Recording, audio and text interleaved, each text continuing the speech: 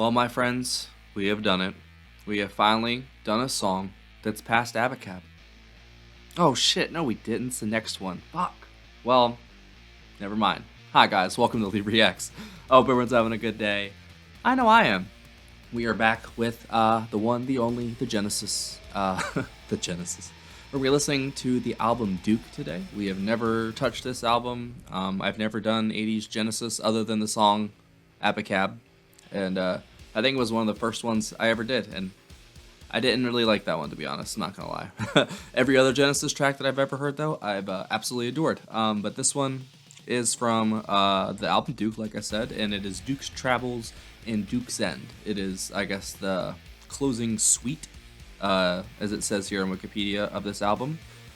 It's only Tony Banks, Mike Rutherford, and Phil Collins with some production people, but I'm very interested to hear this because Genesis is top 3 for me from this channel. The bands I found, they have changed my life in ways I probably can't even really explain yet, and I will always be grateful to them because they've opened my eyes to so much.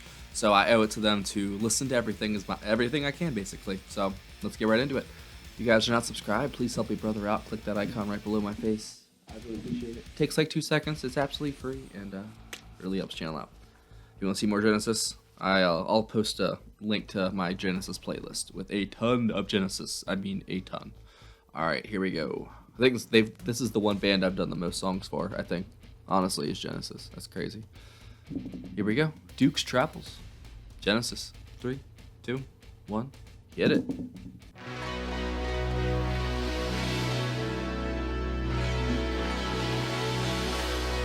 Take me away, boys.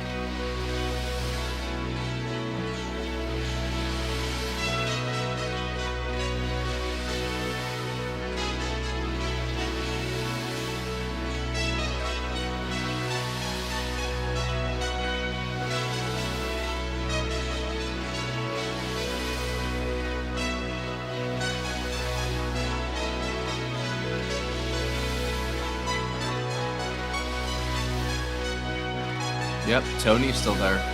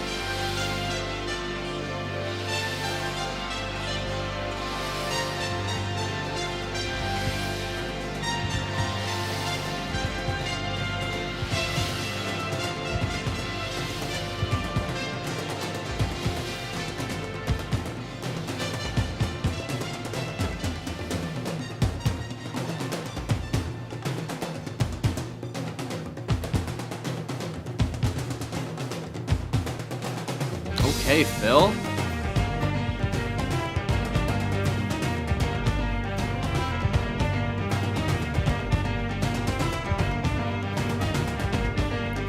Tony Banks plays the duck on this? What the fuck?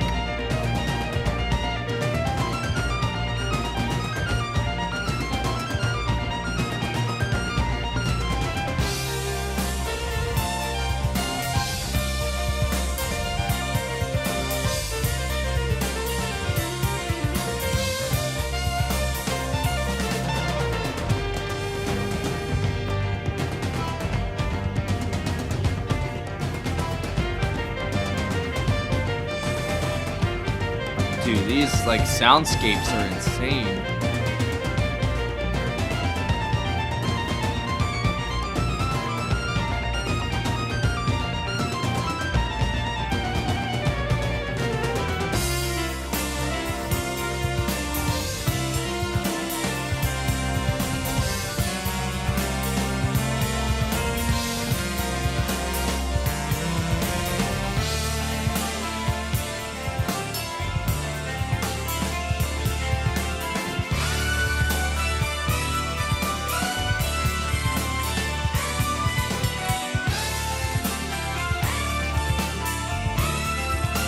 Phil is back there killing it.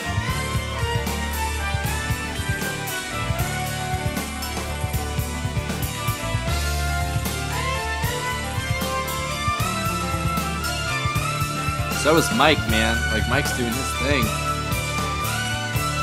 He's playing guitars, bass pedals, everything.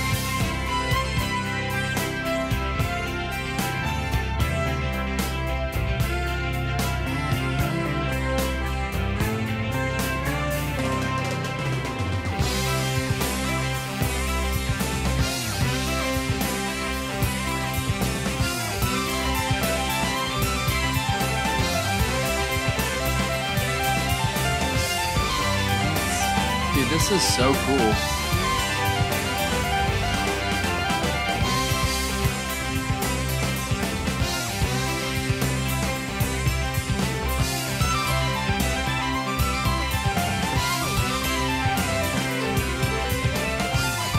I feel like I'm like frolicking through a spring meadow right now.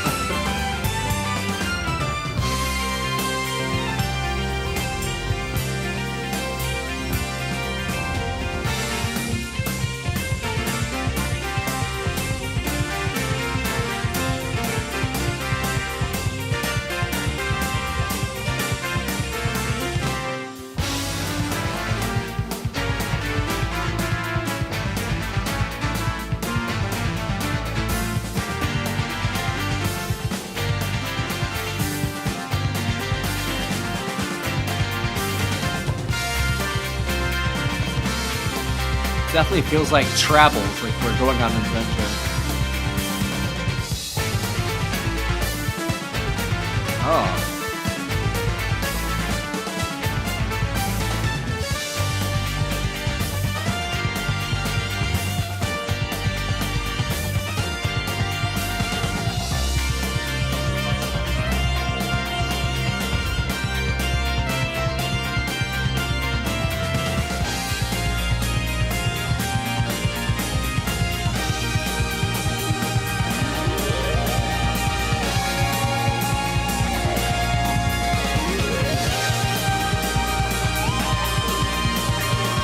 Damn, Mike.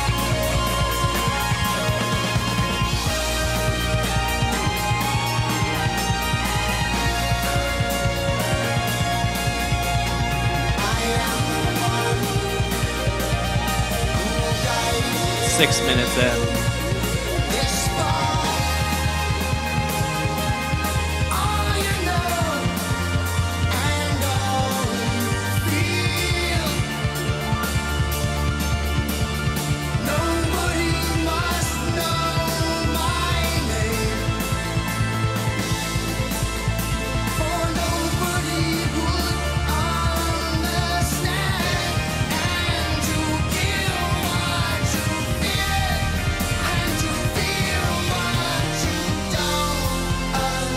Oh, boy. Bro.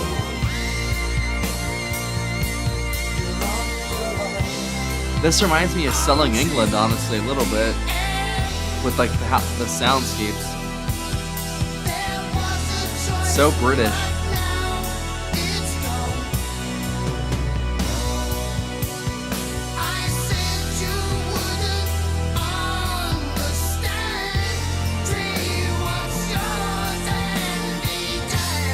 Okay, Phil.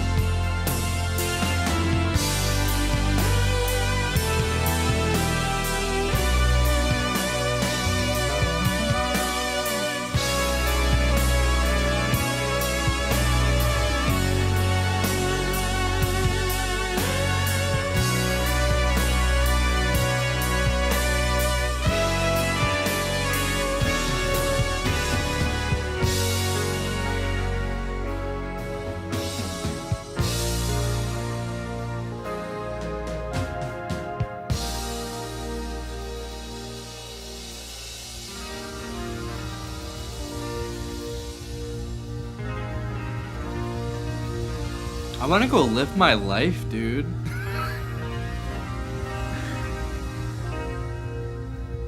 Bro, what the fuck?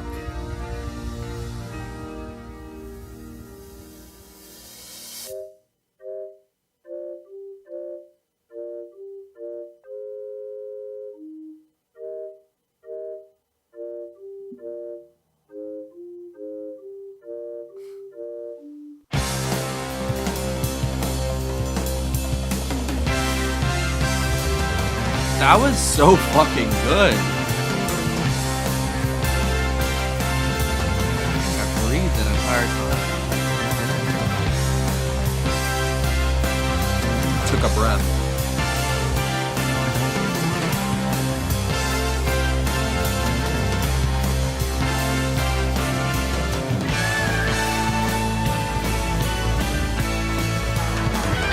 It's just three dudes.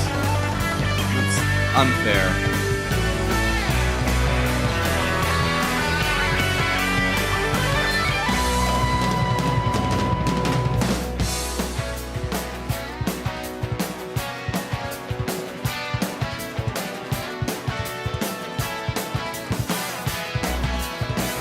Okay.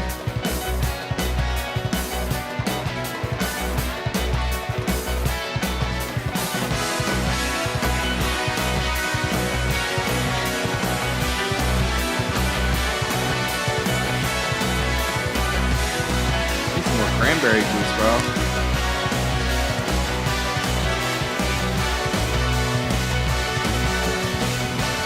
Damn.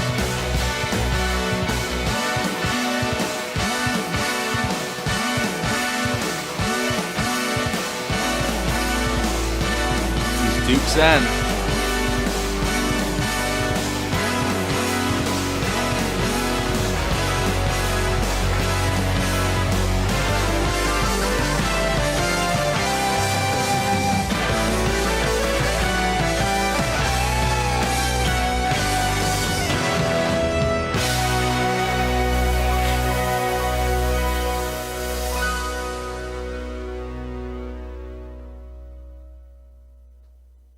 Wow.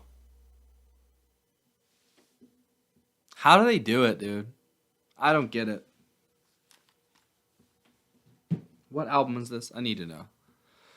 10th studio album, just like The Who was, I think, yesterday with Eminence Front. I think it was their 10th, or I could be wrong. There was another band we just did that was like their 10th studio album. It's just like, what? And they're still finding ways to amaze me in different like categories. Like, there was definitely like hallmarks of Selling England, like with some of like those really lush like soundscapes, like those really broad strokes that they were painting there, like with Tony and the duck. I mean, that's for this album. I didn't hear a duck on this one, but I can't probably distinguish like the bass pedals between some of the things, and I'm not gonna attribute things to people. I don't know what they're actually doing, but for the keyboards and everything, the soundscapes that Tony was doing, it's like his, I don't know, man. I don't want to say like it's his magnum opus, but I don't think I've ever heard so many textures, so many different like styles, and just like all these different layers all blending together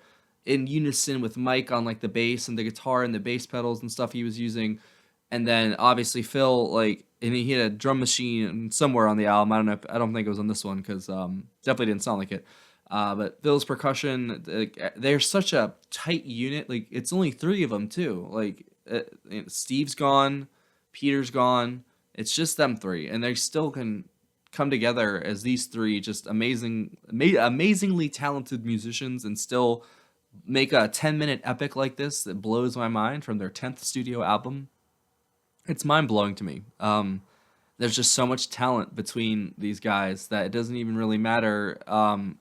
It doesn't matter what category or what genre, what style they play, or like what decade it is. I mean, I know Abacab comes after this, so I mean, don't count your chickens before they hatch, I guess. But you know what I mean? It's just they're such a good group of people, man, and they're so cohesive as a unit. Like, even when they're down to their last people, they're still coming out with these hits. And it said on Wikipedia, this is, I guess, they're the most, like, not the most popular, but I guess the most well-regarded track or set of tracks this suite was from this album. I don't know if that's true or not. I know you guys will let me know, but for what that was, I absolutely love that. The keys are definitely a highlight. Phil was just killing it, especially in the first half. He was going ham. Some of it was like kind of like off rhythm stuff, a little bit of like polyrhythm shit. It felt like then like he always has like this kind of weird sync with what Mike does, like as like the rhythm section. But I know Mike was switching off from bass and guitar on this, but there's a lot going on in this. Like, I'd have to listen to it probably another 2 times to fully grasp everything or as much as I can, you know. But like what it all boils down to is these guys are a great team. I know there was a lot of strife and there was a lot of internal struggle between this band and all of its members, and one by one they fell off, you know, which is a damn shame. It's a crying shame. But we should be thankful and grateful for all the wonderful albums they did give us, because, like I said, Selling England is still one of my favorite albums of all time now. It's it's absolutely perfect. You know what I'm saying? This band has introduced me to so many different bands now and styles and decades, like whole decades. You know, they've opened the door for me from that damn Firth the Fifth video, because I wasn't even really gonna, I don't know, continue with the '70s stuff, like, because I think I heard like Abacab and I was like, okay, you know, I get it, I guess, whatever, you know, and then I did Firth the Fifth and it was game over from there, man. And then here we are at Duke, you know, all these months later, and I'm just completely in love with these guys. Their music, it means so much to me now, and like I literally listen to them on a daily basis, and they calm me. They take me to another world that I don't exist in anymore, really, you know, or I don't think anybody does. Like it's like a lost world almost now. You know, even like 50 years later. This is 40 years, I guess, but you know, it's been a long time since this music came out. In this world that they were living in and the world that they're writing about and singing about, and you know what I'm saying? Like it's timeless music, but at the same time, like I feel like this time is just so long gone now, and it's just a whole different scary world. And I know that it's always gonna be like that, you know. It's always gonna be some new future, some doom, blah blah blah. That's just, I don't know how we weird ass humans operate in some way, you know. We're just always talking about the end, and you know, and it's just weird to me. But I don't know. I'm glad that we had these guys while they did, because obviously I wasn't there, but you guys were, and I get to experience it years later. But I am more than thankful for this music, and I'm thankful for you for being here. Thank you so much, guys. That was great. If you guys have any other tracks off of this album you think we should check out, please leave them below, and we'll definitely do it. If y'all didn't know, we have a Patreon right here. As a picture of it, there is a link in the description. If you join the $10 super patron tier or up, you get one free request a month. It doesn't roll over, and try to keep it under like 20 minutes if you can. Especially if you're like in the $10 tier. If you're in the $30 tier, it doesn't matter. But $10 tiers, like there's going to be guidelines for all the requests and stuff. I'm gonna have them posted by the end of the month. We also have a new Discord server that I just opened up yesterday. It is open for business, and if you join Patreon, you get the link. It is pinned in a comment or on a post on Patreon. You can join in there, hop in there on the voice chats, the text chats, whatever you want to do. It's like the hangout session for all of our community members. If y'all want to talk outside the premieres and stuff, it is for you guys. And I will hop in when I can, of course, and there's going to be moderators, so be nice. And if you join any of the tiers as well, you get access to that and all of our bonus content, the hours and hours of blocked content and Patreon exclusives. There's a couple Beatles albums, tons of King Crimson, some Frank Zappa that's blocked. You know, there's a whole bunch of stuff. It's a whole ass party over there, and we have almost 300 people in our community now. It's getting big over there, guys, and I am thankful for each and every one of you guys. And if that is not your thing, there's a PayPal link in the description for tips, requests, and anything else. Thank you for watching. Duke has ended. Goodbye.